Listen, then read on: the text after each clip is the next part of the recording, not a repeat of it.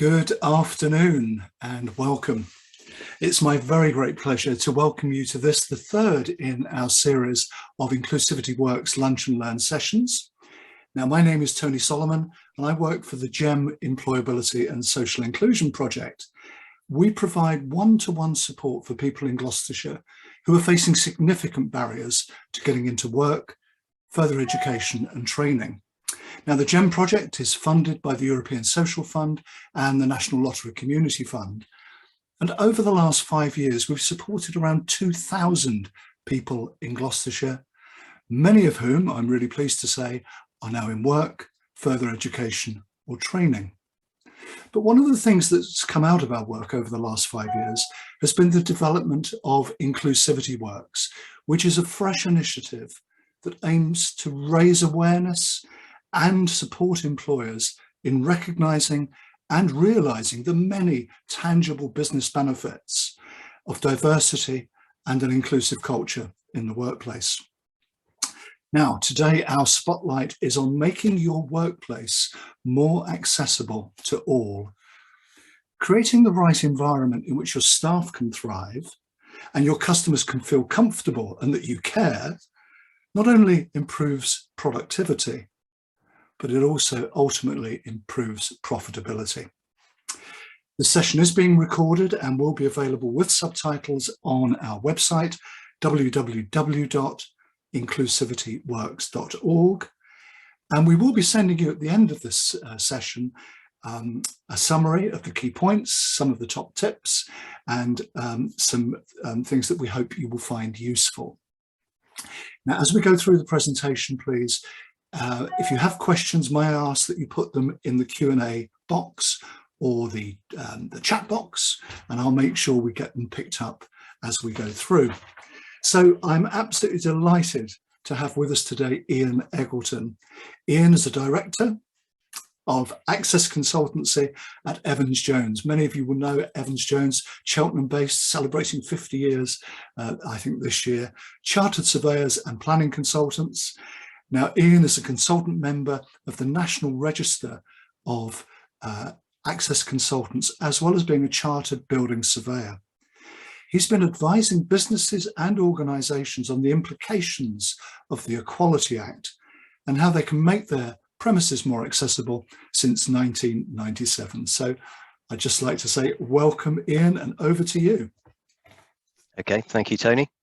That's a very, very good introduction. I will quickly share my screen and hopefully that will all work and we'll go from there. Bear with me.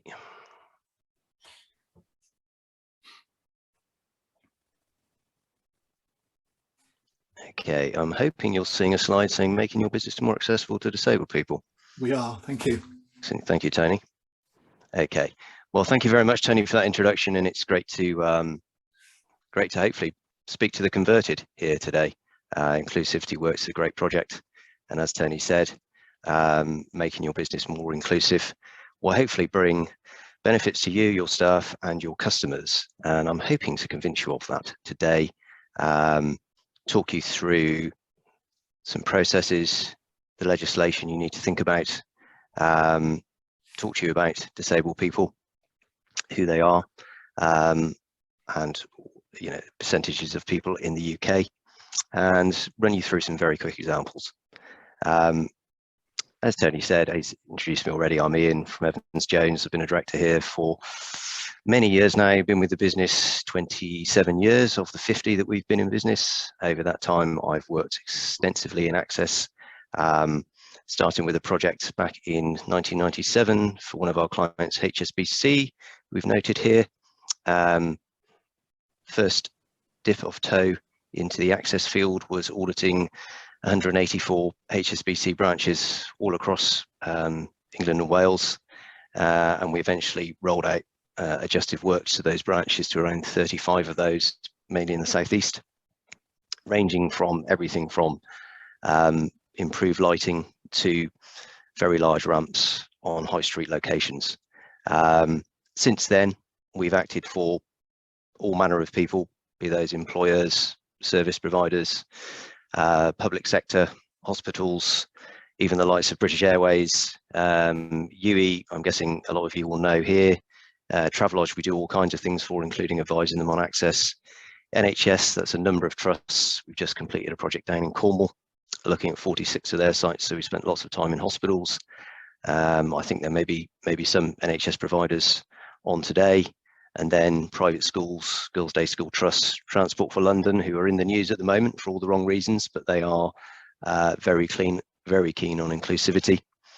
And then randoms like the likes of Clark's Shoes, if we've looked at their offices, factories, etc., etc. We used to keep account of how many audits we'd done. We don't anymore, but it's more than 8,000. So we've done a lot over the years.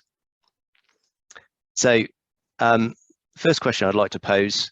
Clearly, I usually do this with lots of people sat in a room, but you're all out there. You might want to answer, but really, just picture in your mind, what's the first image you see when you think about disability? I'm guessing it's probably, or most people's answer is usually wheelchair user or wheelchair symbol. But when we're looking at buildings and environments, we do think about all manner of other users, adopting a pan-disability approach, to use some terminology from our world. So hearing impaired users, visually impaired users, and mobility impaired users. And one for the pop quiz, let's call it, one for the Q&A. Why on earth have I included Winston Churchill? Quite a divisive figure these days, but he does feature on a lot of my slideshows. And Richard Branson. It is related to disability, if you're wondering. So to give a clue, hidden disabilities, and that's why I've included them on the slide. When we talk about the definition of disability in a few slides' time, you might get some more understanding of where we're going with this, but have a go in the Q&A, and I will reveal all at the end of the presentation. So continuing the theme, if we look at some statistics in the UK, let's say there's more than 13 million disabled people. I've seen figures latterly of more than 14 million. It probably is there because a lot of people won't declare or be picked up by the Department for Work and Pension surveys. So broadly, we're talking about 20% of the UK population. And of those, some headlines: 11 million people with hearing loss. 11 million. Those people may well have other disabilities as well, which is why they're making up a large proportion of the 13 or 14 million. But only around 1.2 million wheelchair users. And of those wheelchair users, around half are likely to be permanent wheelchair users. So everyone's different. Every wheelchair user is different. But around half will only need a wheelchair to, say, get around if they go out and about, may use a buggy if they're going shopping in around town, but will be perfectly happy and be able to get around their own home, their own garden without the use of a wheelchair. So everyone is different, and there are people on wide ends of the scale. We have an aging population. I'm guessing most people know that, but the baby boomers now account for around 15% of the population, and that big bulge in demographics is going to push its way through over the next 20 years or so. So in all likelihood, the 850,000, for instance, of people with dementia is only likely to increase over the next 10 to 15 years. And the incidence of disability generally will only go one way, I envisage, over the next 20 or 30 years. So this is an issue which is only going to become more prominent as time passes.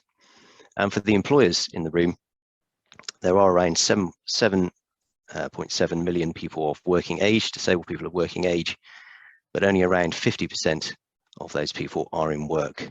In comparison to, I think that the latest figure I saw was around 83% of non-disabled people of working age in work. Now, I don't know about you, but we are certainly one of our major challenges is employing good people. Recruitment is probably top of our list as an expanding business, but it's very difficult to find people. So I'm sure all of you out there are trying to spread the net as far as you can to find good people. Well, there are, a lot of disabled people there who are available to work. So there is an opportunity here. So just to reinforce the growing this growing incidence of disability with age, you'll see here that proportion of population, it's relatively low up to the age of around 40. And then as we go beyond 40, you'll see it increases exponentially with age. So with an aging population, percentage of UK people with a disability is only likely to increase. And we're also getting bigger. I mean, to compare us to America, our incidence of obesity is fast approaching the American scale. And with obesity comes lots of complications. I'd say I've spent a lot of time recently auditing hospitals, and it's fair to say that when I go and speak to nursing staff in diabetes clinics, you will find they say, well, most of our users spend their time going between departments in the hospital. Complications such as diabetic retinopathy, which can lead to blindness or certainly visual impairment, lower limb amputations, kidney failure, strokes, heart attacks, nerve damage to the feet, making it difficult to walk. You'll appreciate that again, number of disabled people in terms of percentage of population is likely to increase, and this in particular will pose significant challenges to healthcare providers, simply in terms of the size of facilities that they provide. And that's one of the things we've been working with a couple of NHS trusts recently. So it's not all about statistics and some potentially gloomy statistics for us who are over 40 here, and maybe the baby boomers, but on a more positive note, for those businesses, particularly those who are providing services to members of the public, selling services to members of the public in particular, there is a significant opportunity here with disabled people. So you'll see the overall, I guess, headline figure, spending power of 274 billion, high street shops potentially missing out on 267 billion pounds of business per month if they're not accessible. So, you know, as I say, I've said many times, the percentage of people in the country with a disability is only going one way. You have the baby boomers pushing through, who we're led to believe have significant spending power.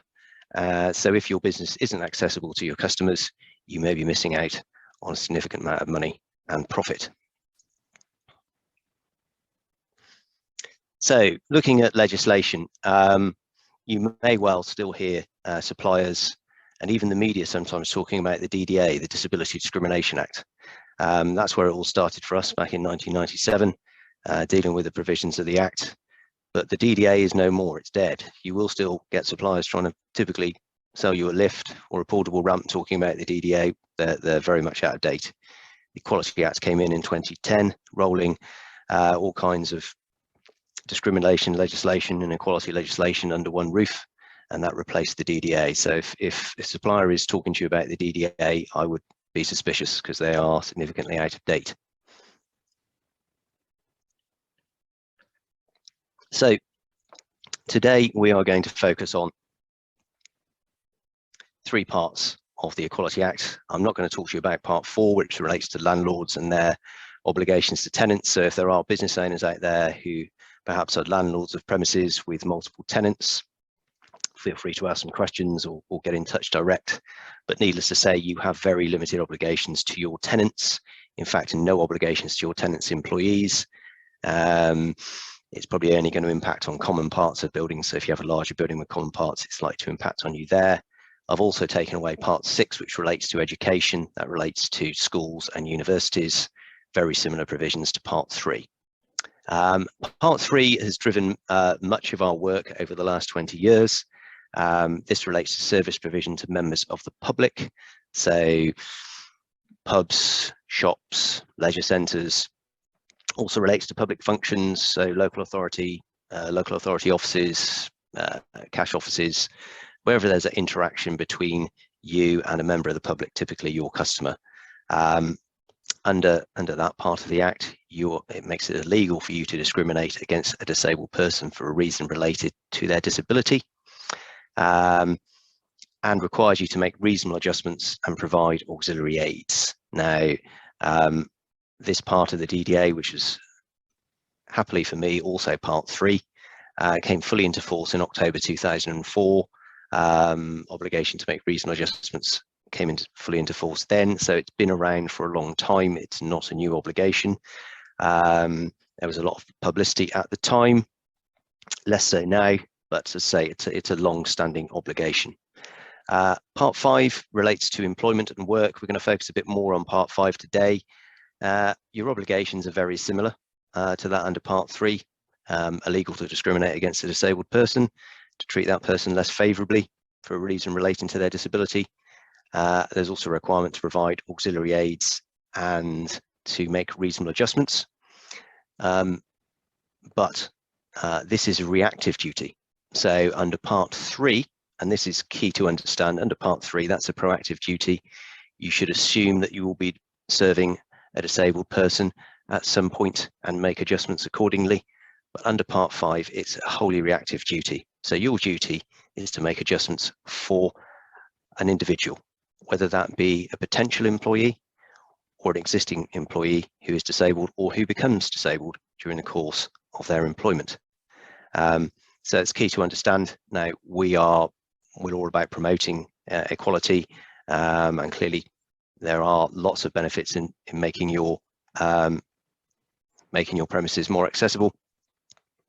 But it's key to understand, under the Equality Act, this is a reactive duty.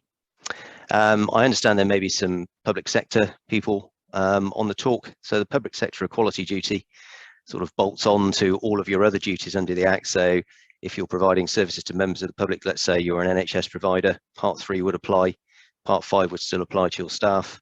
But on top of that, you have an obligation to promote equality in everything that you do, including your buildings, your functions, website, etc., etc., etc.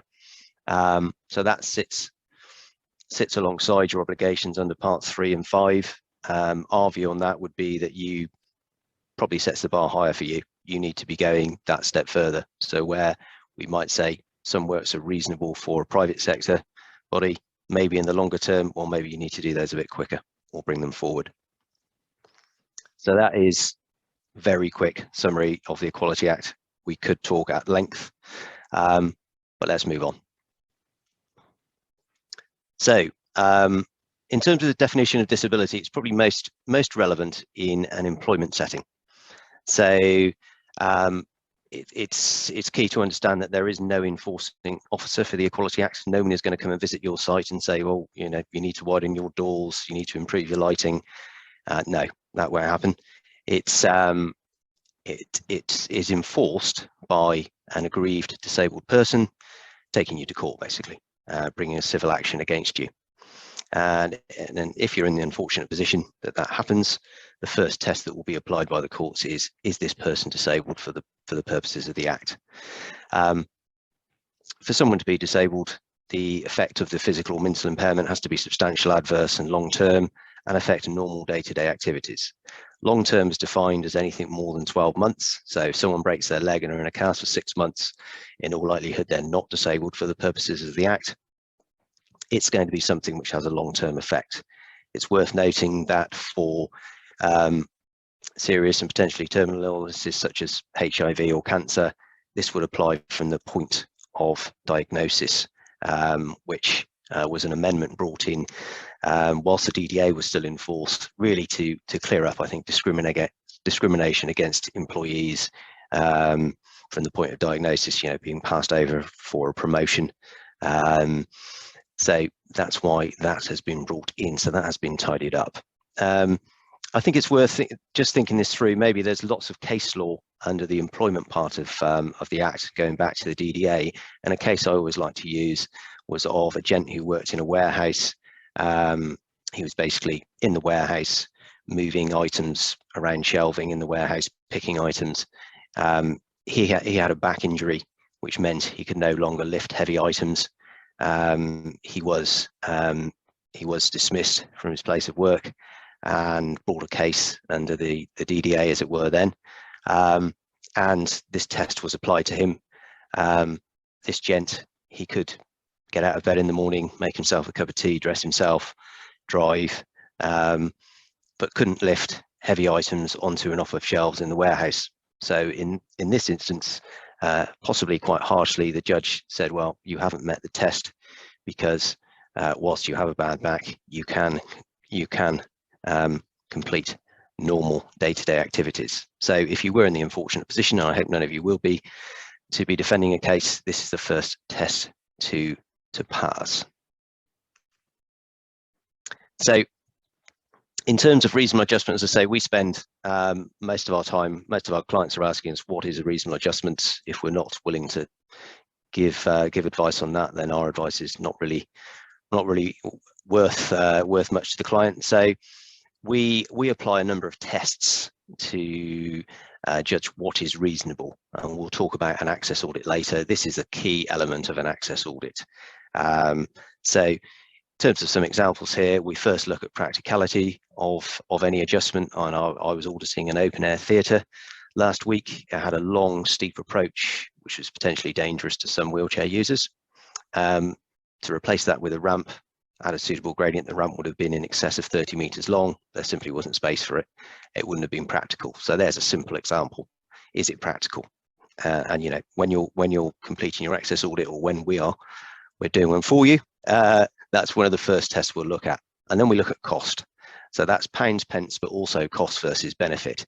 So let's say in an employment setting, you have an office building, majority of your staff are on the ground floor, but you have some storage space on the first floor, which again, you use to store heavy boxes. Is it likely to be reasonable for you to install a lift for one of your staff who can't manage stairs just to access a couple of storerooms?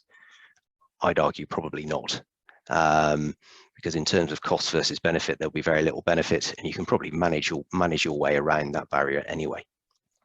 In terms of disruption, this is disruption to your business or to the building. So let's say we're looking at listed buildings. If an adjustment would result in the destruction of historic fabric, that would be a factor we'd consider. We also look at resources available to the service provider. I mentioned HSBC earlier. Clearly, at the time we were acting for them, they were making several £billion of profit a year.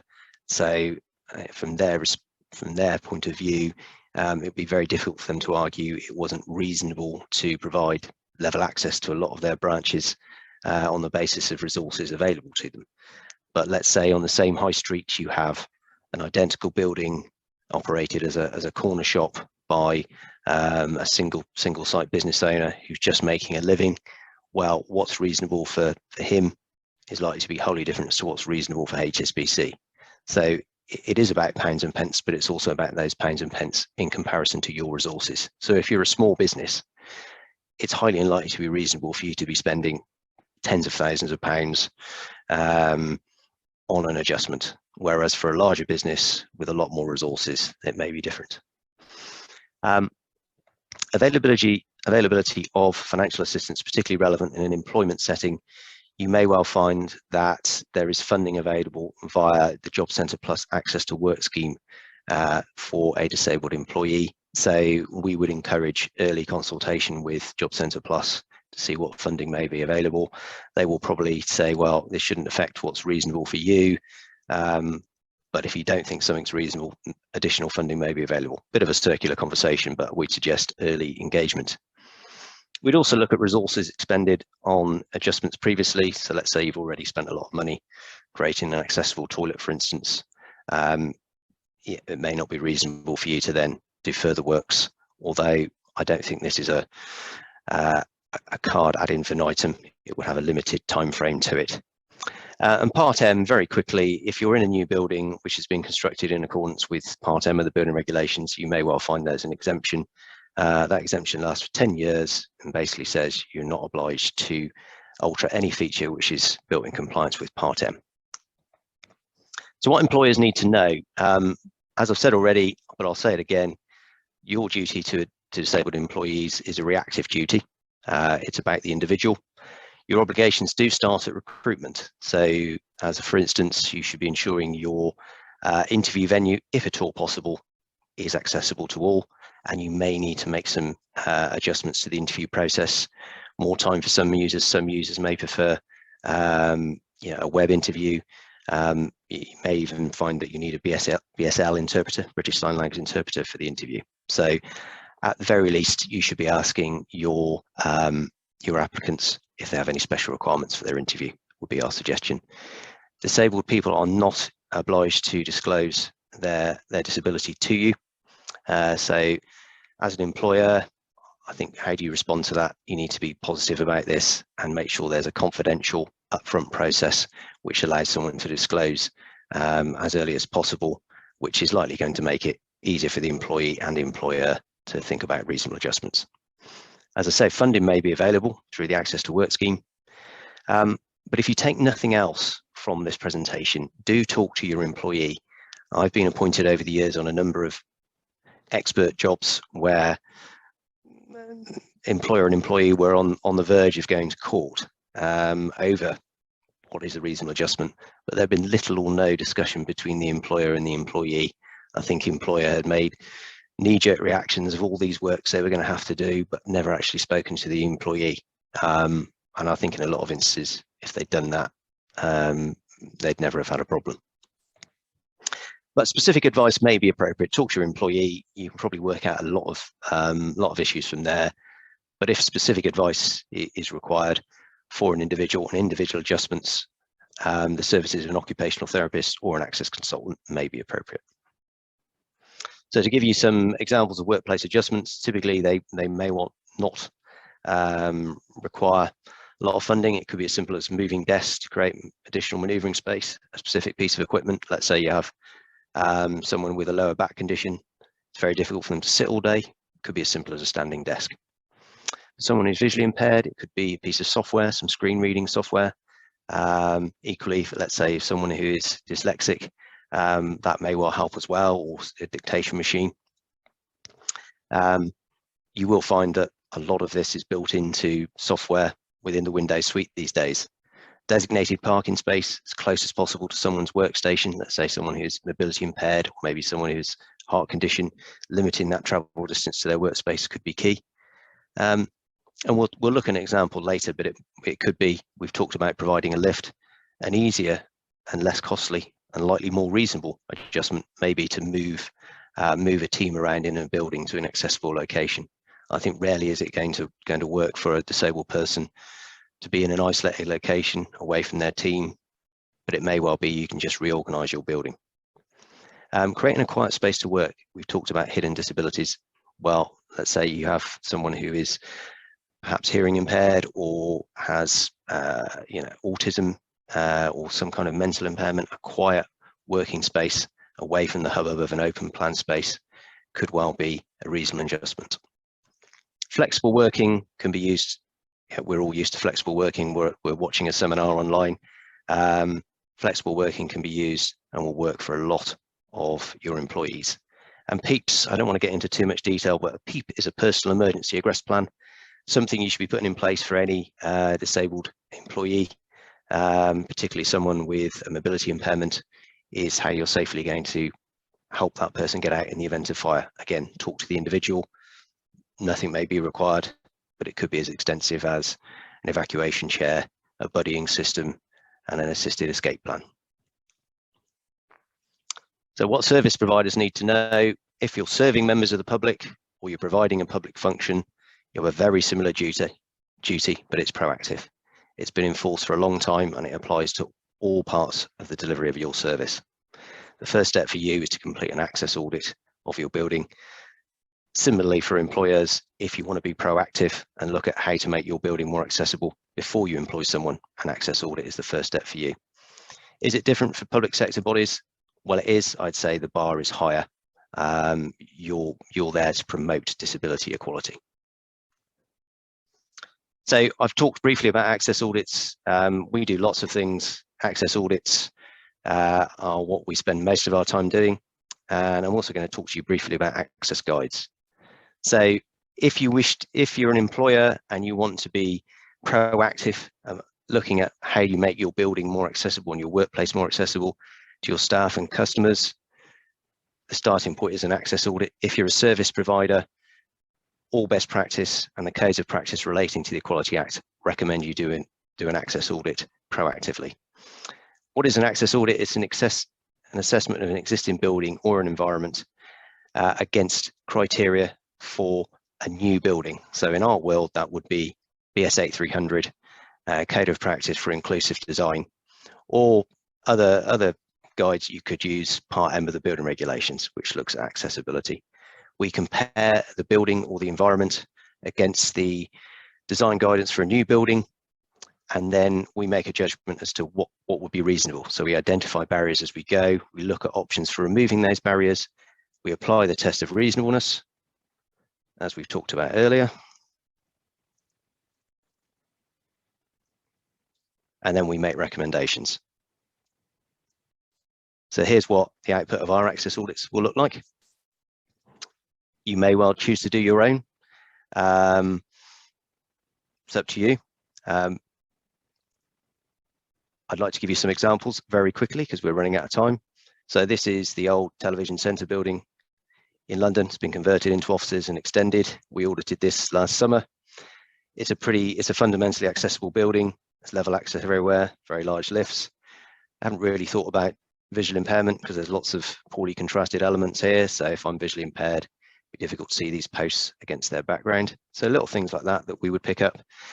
They also had a very antiquated escape provision with little or poorly thought out, we'd argue, provision for escape for wheelchair users, any users who couldn't use stairs. So even in a modern building, we do find issues. But on the other end of the scale, this is a grade 1 listed building. It's used as an office, believe it or not. Given its status and its layout, there's no easy way to create lift access to these upper floors. They're all used as offices. So our conclusion was that would unlikely to be reasonable. So what would be the reasonable adjustment there? Well, it would be a reorganisation of the space. They don't currently employ any disabled people if they had someone who couldn't manage stairs. There is scope to convert more of the ground floor space to create more office space on the ground floor, and that's likely to be a reasonable adjustment for them. Looking in a hospital setting, it is about context. Most of the staff here, this is Bodmin Hospital, most of the staff here are clinical staff who, by the nature of their tasks, need to be mobile. So we didn't spend a lot of time looking at staff accommodation, but we did look extensively at patient and public areas. And in this instance, there is specific guidance for health settings, health building notes. I put this one in for interest. Unfortunately, I wasn't auditing the erotic gherking. This is a housing development with about 400 units for City of London. They are landlord to their tenants. They have very limited obligations, but are trying to be positive. So they're looking at upgrading all their accommodation. And they're also looking at the impacts of Grenfell in terms of how they might help their tenants to escape in the event of fire. Again, bit of fun. This is Scudamores Punting in Cambridge, believe it or not. We're working with them to try and develop a wheelchair accessible punt. They're very keen to make their service completely accessible and see it as a business opportunity. And just random, this is Cleethorpes Promenade. We've given some specific advice as to how to link this to pathways on either end. Accessibility guides, very quickly, for those of you who are receiving visitors regularly, it's a great thing to have, particularly tourism, leisure settings, but also in hospitals. For instance, it's a simple factual guide as to your site features. It's not an audit. It makes no judgment as to whether you have reasonable provision, just gives the facts. So it empowers your disabled customers and visitors to make their own call as to whether your site is accessible to them or not. In our experience, it's a great way of avoiding complaints or claims. We do a lot of hotel work, and the complaints we typically see are where a guest turns up expecting accessible accommodation or something they found at another site, and then they get something which is completely unusable to them. Maybe it's 9 o'clock at night, they've traveled 4 hours to get there. It's very difficult to find alternative accommodation. Whereas most disabled people are reasonable people. So if you have information in advance, someone's looking to book a holiday, they look at the accommodation and say, you know what, that's not going to work for me for a week. They're not going to book with you in the first place. So it's about being open, honest, and just giving the facts. Here's one we prepared earlier. This is for the Caravan Club. They have access guides for every one of their sites across the country. As you say, a simple factual record with photos of key facilities, such as in this instance, accessible toilet and shower. So I did say I'm slightly over time. I did say I'd get to the pop quiz at the end. I have no great reveal because I can't see the answers, but I'm hoping that some of you got these two. Winston Churchill famously suffered from the black dog, as he called it, which I guess now would be considered depression or bipolar disorder, where he had periods where he couldn't function. So I'm certain he would meet the test and would be disabled for the purposes of the Act. And Richard Branson, I guess more people tend to forget this one. He's famously dyslexic, although I don't think it's held him back. So there's a good advert for employing more disabled people. Very quick further reading. All of these, I didn't put anything you have to pay for. All of these items are freely available online. Thank you very much. Tony, I hand over to you for questions. Ian, thank you so much. That was brilliant. You've covered a great deal of ground there. Yeah, very quickly. Quick question here. What sort of adjustments might be covered by Access to Work, and how do organisations find out if what they need to do is covered? Access to Work will cover, I'll be honest, I don't tend to get into the nuts and bolts of Access to Work, but it will cover all manner of adjustments. You would need to speak to them or to look at an individual case, but it may cover travel to work, pieces of equipment or software, and even adjustments to buildings, although feedback I get is that that would be on more the exception than the rule.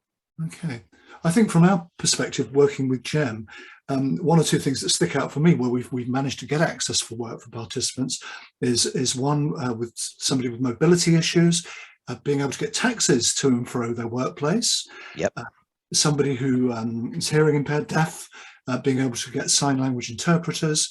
So it's very wide and very varied, and can be worth thousands and thousands of pounds a year. So Access to Work is a pretty closely guarded secret out there, but yes, it is. Investigating.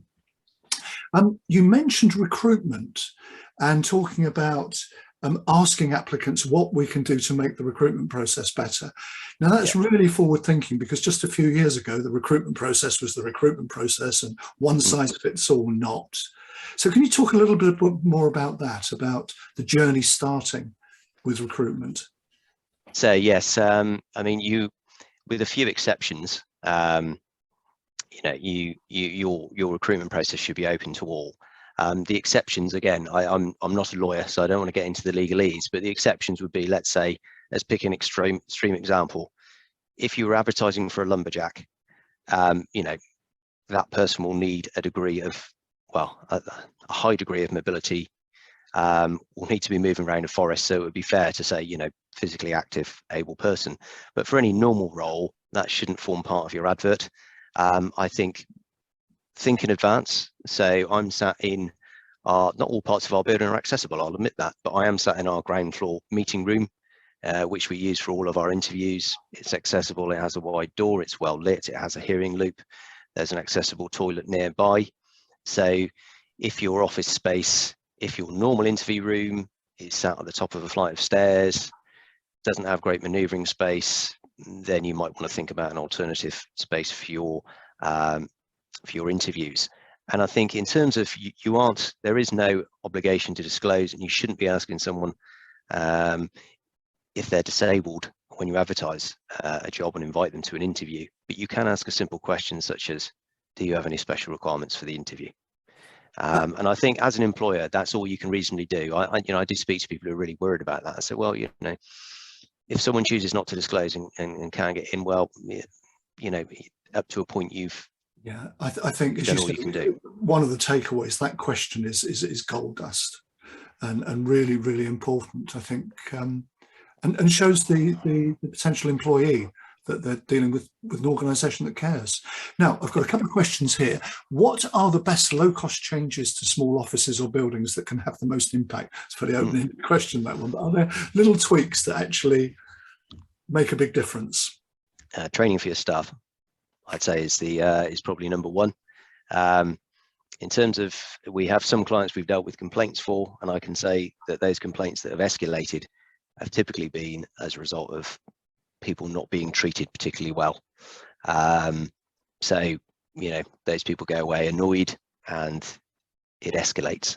In terms of other things you can do, say low cost items, we do come across a lot of low cost items on our audits. Okay, so accessible toilet, sorry, I shouldn't call it disabled toilet, an accessible toilet. We often find the pull cords to the alarms are tied up, you know, 2 meters above floor level. Those pull cord alarms are there so that if someone falls on the floor, they can pull the alarm and summon assistance. So those are always tied up. Bins in accessible toilets are often sat to the side of the WC pan, which is where a wheelchair user will typically maneuver into position to transfer side to side onto the pan. So move your bins out of the transfer area. But as I say, I think your starting point is some disability awareness and ethics training for your staff, in terms of public facing staff, and then HR teams get some training as well. Okay, thank you. I'm going to have to draw us to a close there. We haven't been able to answer every single question, but Ian, thank you very much indeed. And thank you all very much for joining us today. Now, I mentioned Inclusivity Works in the introduction. You can find out more about Inclusivity Works and the support we can afford at your organisations and businesses, and also how your company can gain recognition as a Gloucestershire inclusive employer.